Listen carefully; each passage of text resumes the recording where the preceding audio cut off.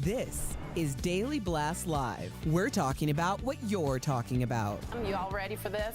This is a sham. No. Y'all, Just stop. get real. Welcome to DBL. Good morning, everybody. Good morning, panel. Good to see you. Today is a major milestone for survivors of the Sandy Hook massacre. I'm sure you all remember in 2012, 20 first graders and 6 educators were killed by a lone gunman in one of the deadliest school shootings in U.S. history. Today, survivors of that terrible tragedy who were just 6 or 7 years old at the time are now graduating high school. A group of them sat down with ABC News to talk about what they remembered from that day. Let's take a look.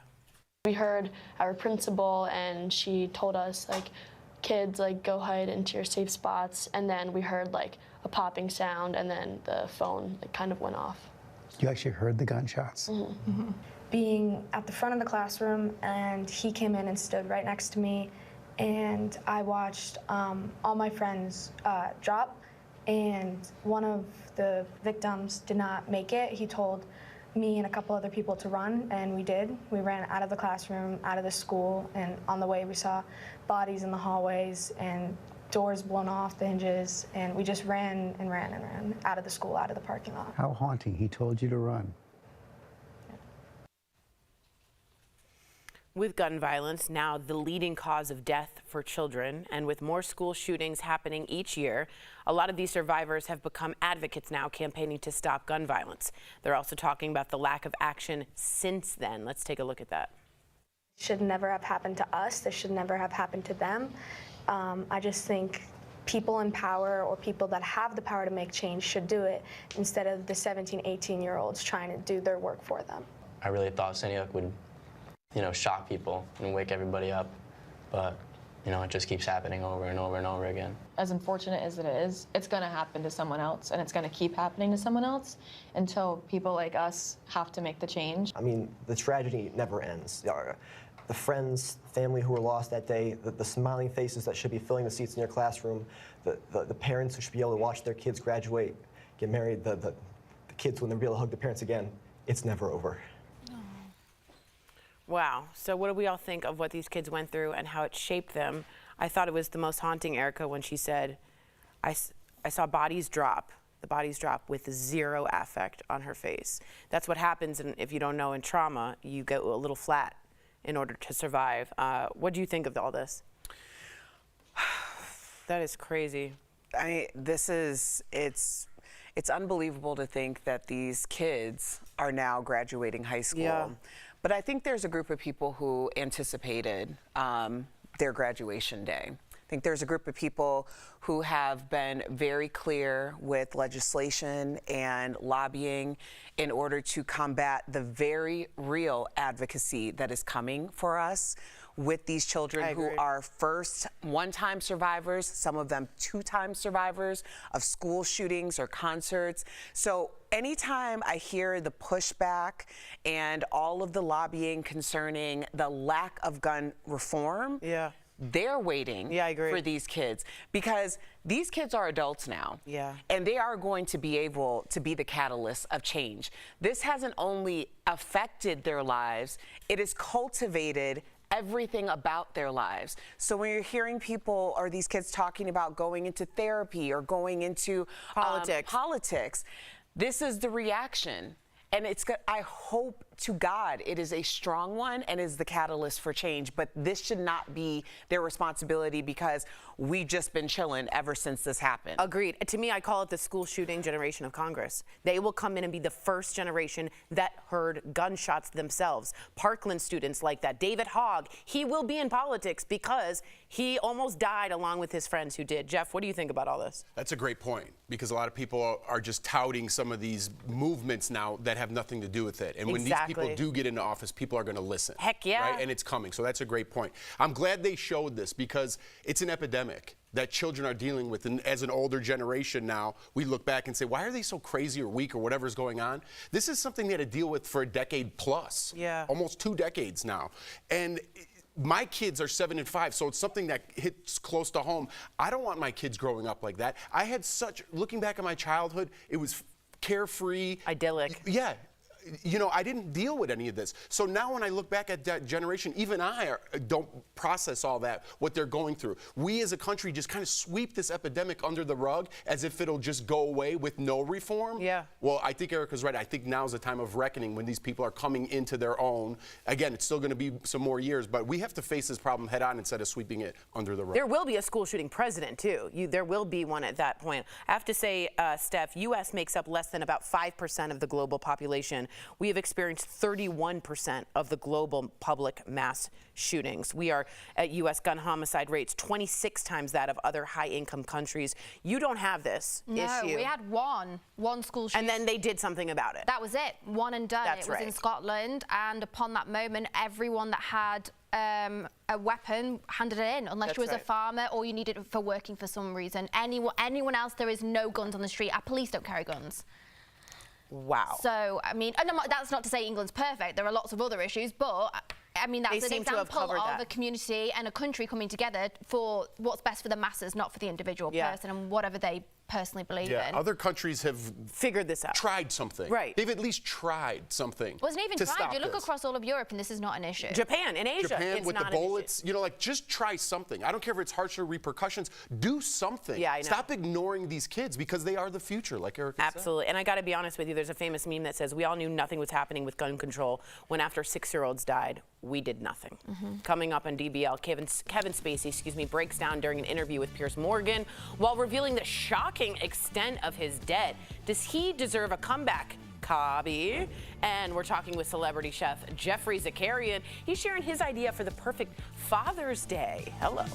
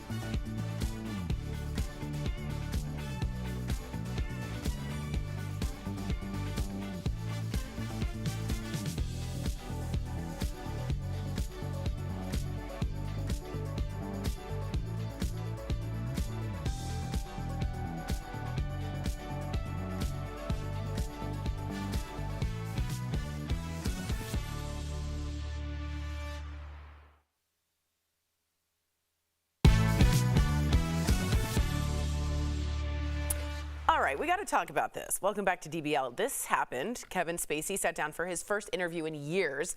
He was speaking with Piers Morgan about being canceled after accusations from dozens of men of sexual misconduct, including fellow actor Anthony Rapp. Now, Kevin was found, and I want to make this clear, not guilty of the accusations by Rapp. But in this interview, Kevin did admit to some bad behavior. Look at it. What's your idea of bad behaviour when you look back at what you were doing? Pushing the boundaries. In what way? I mean, being too handsy, you know, touching someone sexually, groping people in a way that I didn't know at the time they didn't want. Yeah. Okay. That's bad. In 2017, Kevin was dropped from his leading role on House of Cards, and he said he has not heard from his co-star Robin Wright since. Kevin now was ordered actually to pay nearly $31 million for violating Netflix's sexual harassment policy and breach of contract. He says he's not worked since on a major project, and he also talked with peers about his money struggles. Let's take a look at this. Where do you live now?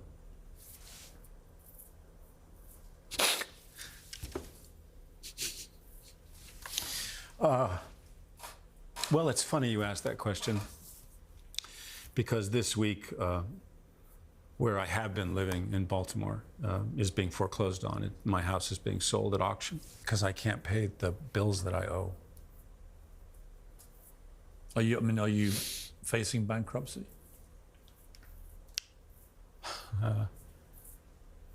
Been a couple of times when I thought I was going to file, but we've managed to sort of dodge it. How much money do you have? None.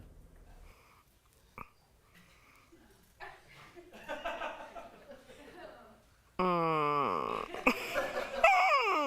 do we think of this interview? I watched the whole thing. It was like I was watching an audition tape. And I want to be clear, this man was my favorite actor. Usual Suspects is my favorite movie. I love him. This is insane. Thoughts?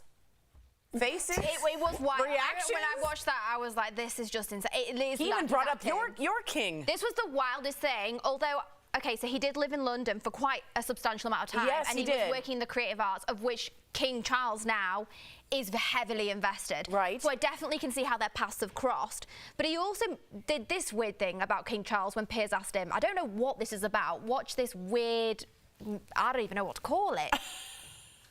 Your trouble started when the scandal blew up. He did reach out to you? No, I haven't heard from him directly, no. But through other people? That may be true. Come on, Kevin, you'll know whether that's true or not. Well, he's now the King of England. I do, but, you know. But he did contact you? No, he did not contact me directly, no. But he sent a message to you? I heard a message, yes. And I'm very, very grateful for that. A message of support? Yes. I mean, what is that about? He either did or he didn't. I mean, it's all very odd. Well, it's not the first nod that he's given to the royal family. Remember that very strange coffee mug thing with the Queen? Yes. And that was before all of the allegations that we now know are true about Prince Andrew. Yeah, I was going to say. That gives me very much, you know I know, and you know what I know. Yeah. And I want you to know that I can say some things. Yeah, it's ambiguous, but it's really not. I mean, he's really putting people out there. I mean, bruh, like, this man was worth reportedly up to $70 million. Yeah. And you might have to file for bankruptcy. Trust me, I've been there. It'll be okay. Yeah. Like, file for bankruptcy. The idea that people have so much money or worth so much, but you don't, not own anything or not enough to have a nest, like, not a just in case, like, that blows my mind because people think that money is just going to come forever, and that's just not going to happen. Now, there is a documentary coming out, just so I want to let you guys know we're seeing a little bit of it here. Jeff, what do you think? You also like Spacey. Yeah, I love, we're short on time, so I was fully ready to take the other side here just because, you know, and I just want to be like, he is not guilty in the court of law. True. I was going to take that side, but after watching that interview, you are not the victim, my friend. Yes. You are not the victim. A lot of people talk up here and say, I know people at Ellen who did it. I know someone firsthand that a source told me face to face what Kevin Spacey did to him. Oh my God. And these allegations are real. Oh, wow. So I'm no longer taking the other side, and stop playing the victim. And I don't care if you're broke. You have to answer to your actions, and this is the reaction to your actions. That's so interesting. It's like he's a predator, but he's also an awful person.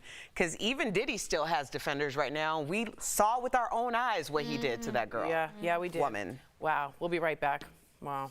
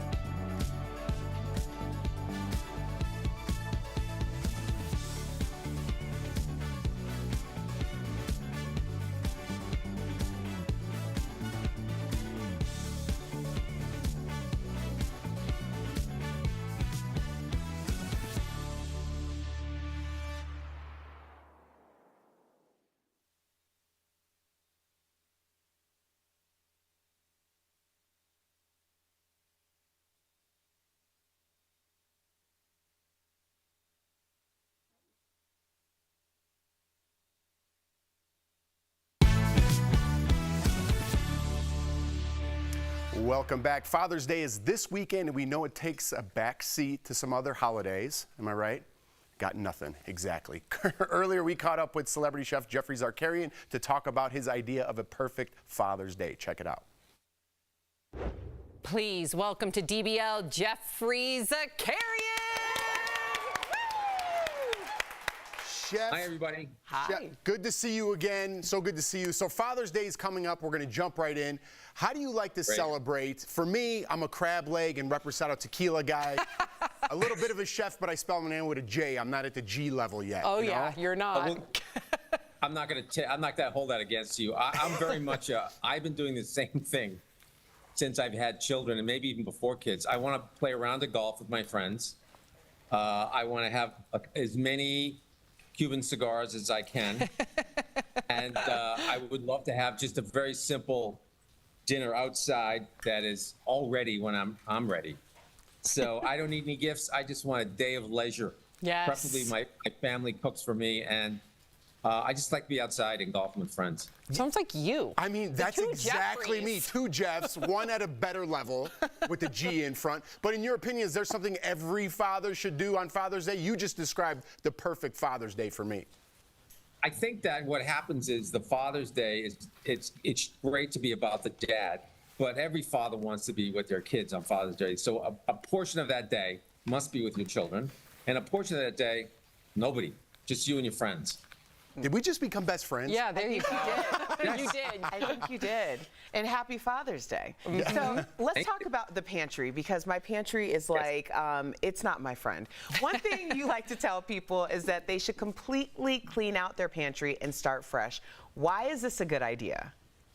Basically, what you want to really start from fresh. I recommend this every 3 or 4 months, because you know how it gets messy. You just toss things in there. It looked nice when you started in beautiful jars with the labels, and then 1 or 2 kids get in there and you get lazy one night and it just becomes a mess. So first things first, you want to really buy spices and herbs, dried herbs, in very small quantities, because they last 4 months. After that, there's no efficacy in the spice, especially really like cumin and oregano, all that stuff. So don't buy a lot, buy fresh, and just buy tiny amounts, because you're not going to use much, trust me. If there's one spice you use a ton of, like chili pepper, buy more. But like most people buy way too much, and then 4 months it's gone. I'm concerned because I've had some of my spices since like 25 BC. Erica, I didn't know. It's like skincare, Erica, and mascara. You got to change it out. I didn't know that. You can't. You got to change it up. Listen to Jeffrey. Listen, there's nothing more satisfying to me than having a clean, perfect pantry. So I get you. Something that I really want to talk to you about is City Harvest. In fact, you've been working with the City Harvest charity for almost 20 years. Congratulations. And you're about to put on the Summer in the City event this month. So what are you going to be doing there? Tell us all the tea, the deets. Well, City Harvest is the largest food rescue facility in the United States and in New York City, actually. What we do here is give away, this year, 77 million pounds of fresh food every day to over 2.5 million New Yorkers. And all that food, I'm actually sitting in the refrigerator, if you can believe it or not. Wow. And I'm looking at 70,000 square feet of immaculately stocked pantry here. And everything in big quantities, not small quantities, because we feed so many people. We need the quantities of this. And this is all fresh. We give away over 50% of what we give away to markets are fresh vegetables. This is really rare. So most people are giving away stuff that is unhealthy. We give away healthy stuff. So you're going to get from us pears, onions, carrots, broccoli, rutabaga, turnips, butternut squash, zucchini. You're going to get really good stuff and some canned stuff and very little packaged food that has preservatives in it. So we really want you to be healthy while you're hungry. Good so for that's you. what we do.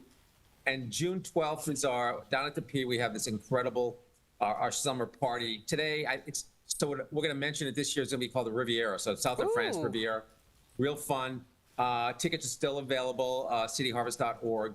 We're going to raise millions of dollars. It's going to be a blast. We have tons of restaurants coming, tons of baristas and bartenders and all that stuff. It's going to be a swinging, groovy good time down by the pier, June 12th. Thank you so much, Jeffrey. DBL Nation, if you are You're very welcome. If you're in New York, don't miss the Summer in the City 2024 Riviera event going on June 12th. All the info is at cityharvest.org, and be sure to check out the entire Zakarian hospitality line of products from olive oil to cookware available at jeffreyzakarian.com. Thank you again, Jeffrey. Good to see you. We'll be right back. Great to see you all.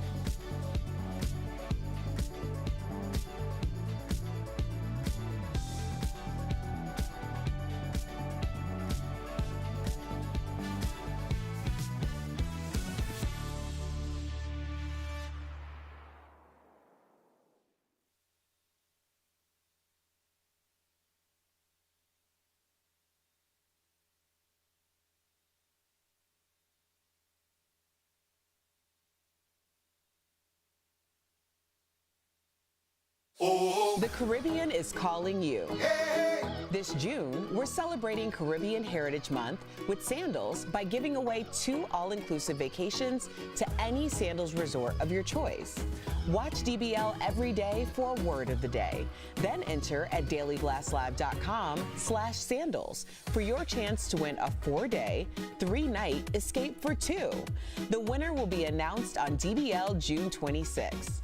Make memories for a lifetime and start entering for your chance to win a trip to any Sandals resort. Today's word of the day is tropical.